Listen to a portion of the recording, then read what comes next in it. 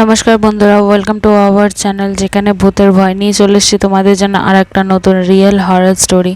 তোমাদের এই স্টোরিগুলো পছন্দ হয়ে থাকলে অবশ্যই করে সাবস্ক্রাইব করো, পাশে থাকা বেল আইকনটি বাজিয়ে দিও আমাদের ভিডিওর নোটিফিকেশন সবার আগে পাওয়ার জন্য। আর অবশ্যই করে লাইক করো, কমেন্ট করে জানিয়ে তোমাদের এই স্টোরিগুলো কেমন লাগছে, আর অবশ্যই নিজের বন্ধুদের মাঝখানে শেয়ার করো।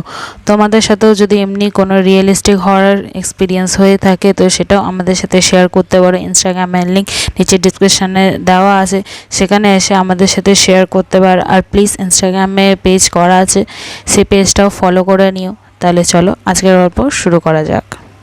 প্রকাশ ও তার পরিবার অনেক দিন পরে বিদেশ থেকে ইন্ডিয়ায় ফিরেছে। কিছুদিনের মধ্যে প্রকাশে বিয়েও ছিল। নিজের বাবা মার সাথে একদিন অবাক করে, সে নিজে টাকা দিয়ে একটা লাল রঙের গাড়ি কিনে নেয় আর শহরের বাইরে একটা ঘরও বুক করে দেয় বিয়ের ব্যবস্থা করার জন্য। জায়গাটা বেশ শান্ত পরিবেশেরই ছিল। প্রকাশের বোন নতুন গাড়িটা দেখে বেশ খুশি হয় আর নতুন বাড়ি দেখার জন্য জেদ করে। যেখানে প্রকাশের বিয়ের ব্যবস্থা হচ্ছিল, প্রকাশের মা বলল, এই কি হচ্ছে, এখন কাউকে কোথাও যেতে হবে না, রাত হয়ে আসে, কালকে সকালে যাবে। কিন্তু বোন মানল না, সে এখনই যাবে। প্রকাশ নিজের বোনের জেদ রাখলো, তখনই নিজের বোনকে নিয়ে বেরিয়ে পড়ে নতুন বাড়ি দেখার উদ্দেশ্যে। এবার তো খুশি হয়েছিস? আজ রাস্তায় এত শান্তি কিভাবে? এত শান্তি থাকার তো কথা না, রাস্তায় একটা লোকও দেখতে পাচ্ছি না। আরে দাদা, এটাই তো ভালো, রাস্তায় কোনো লোকজন না থাকলে আমরা গাড়িতে তাড়াতাড়ি করে চলে যেতে পারবো। ঠিকই বলেছিস, তাড়াতাড়ি যেতে পারবো। তাদের যেতে যেতে রাতে প্রায় 12টা বেজে গিয়েছিল। কিছু দূর যাওয়ার পরে গাড়ি বন্ধ হয়ে যায়। তারা দুজনেই গাড়িতে কিছুক্ষণ বসেছিল, সামনে দিয়ে যদি কোনো গাড়ি আসে। প্রকাশও গাড়িতে বসে ভাবছিল, নতুন গাড়ি বন্ধ কিভাবে হয়ে যাবে, গাড়িতে তো পেট্রোলও ফুল করা রয়েছে। গাড়ি থেকে বেরিয়ে গাড়ির সামনের দিকে ঢাকা খুলেই দেখছিলই সব কিছু ঠিকই আছে। তখনই প্রকাশের মনে হলো তার পিছনে কেউ দাঁড়িয়ে আছে। সে পিছনে ঘুরে দেখলো সেখানে কেউ ছিল না। সে আবার নিজের গাড়ি দেখতে লাগলো। আবার তখনই অদ্ভুত গলায় কারোর হাসির আওয়াজ শুনতে পাচ্ছিলাম।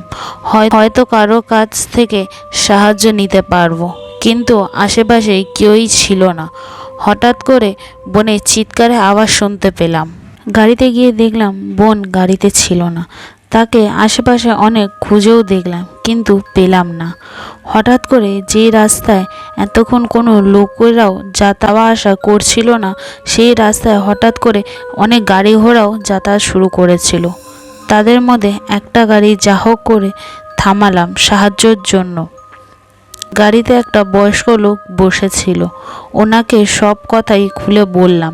উনি বলল, বাবা, তুমি এখান থেকে চলে যাও, তোমার বোনকে কখনো তুমি ফিরে আর পাবে না। এই বলে বয়স্ক লোকটাও চলে যায়।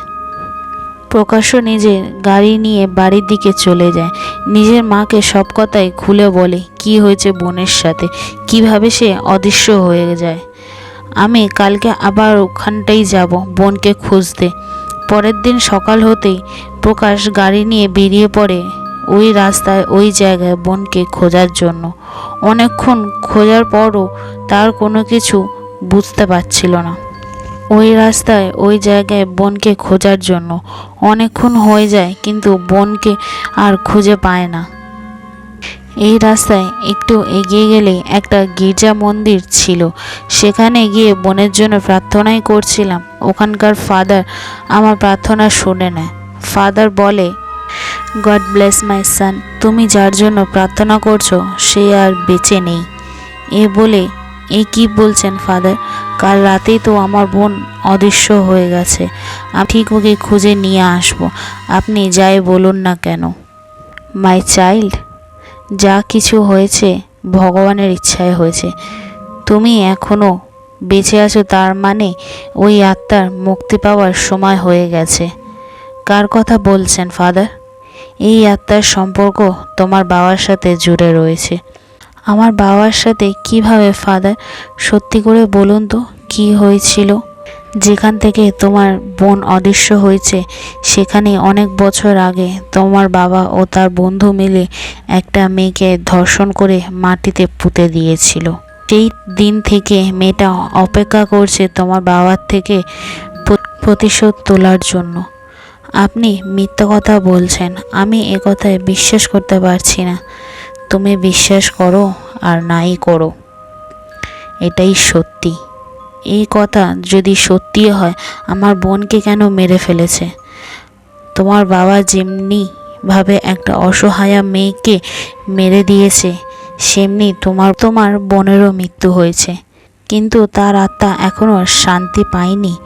যতক্ষণ না সে তোমার বাবাকে মৃত্যু দিতে পারছে, ততক্ষণ সে শান্তি পাবে না। আর সেই আত্মার শান্তি না পাওয়ার মানেই হলো তোমার পুরো পরিবারের মৃত্যু। এবার তুমি কি করবে তোমার উপর।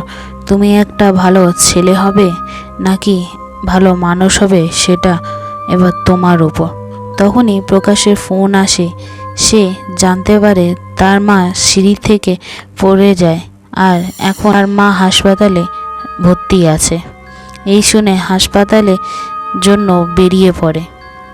যাওয়ার পথে সে নিজের গাড়িতে একটা কালো ছায়া দেখতে পায়। সেই থেকে গাড়ির সাথে দুর্ঘটনা ঘটে, কিন্তু প্রকাশের কিছু হয় না। এই দৃশ্য দেখে সে অতিরিক্তই ভয় পেয়ে গেছিল। সে বুঝে গেছিল নিজের পরিবারকে বাঁচাতে হলে কিছু না কিছু করতে হবে। প্রকাশ পরের দিন রাত্রেবেলা নিজের বাবাকে নিয়ে ওই রাস্তায় যায় আর ওখানেই গাড়ি থামায়। বাবা বারবার করে জিজ্ঞাসা করছিল, তুই কোথায় নিয়ে যাচ্ছিস আমায়? প্রকাশ গাড়ি থামিয়ে বাইরে বেরিয়ে চিৎকার করতে করতে বলল, তুমি যে কেউ আছো না কেন, আমার কথা তুমি শুনতে পাচ্ছ? সামনে আসো, নিয়ে নাও নিজের শত্রুতা আর মুক্তি পেয়ে যাও। তুই কি বলছিস?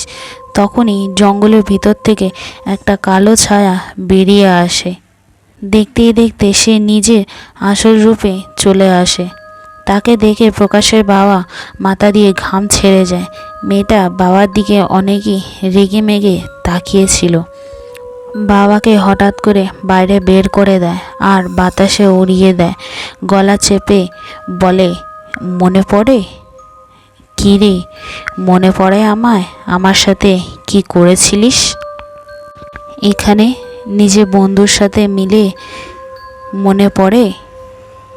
বাবা অতিরিক্তই ভয় পেয়ে গেছিল আর বলছিল, আমায় ক্ষমা করে দাও, আমার দিয়ে অনেক বড়ই ভুল হয়ে গেছে, ক্ষমা করে দাও আমায়। তোদেরকে ক্ষমা করব? ওই দিন তো আমিও অনেক করে বললাম ছেড়ে দাও আমায়, তোরা ছেড়ে দিয়েছিলিস?